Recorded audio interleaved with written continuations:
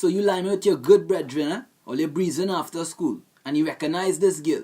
It's a girl from his class. And he start to talk about how she's a bad thing, how much man she was with, how much exes she have. That is your buoyant? A fella you could trust. He wouldn't say his girl is a bad thing, but he barely know this girl, and he talking all kind of thing about you. So what you for? That not even cool though. What you mean? Even if it's true. That's not your business. True, you have a point there. Dog, you're real out of time in there, dog. It's not no shame thing, eh? But I just had to pull you up there, dog. You could do better than that. You feel me? Yeah. You're bigger than that. Right? Think about it. If you can't talk to your brethren, he's not your brethren. Pull up your brethren and end violence and harassment in T&T.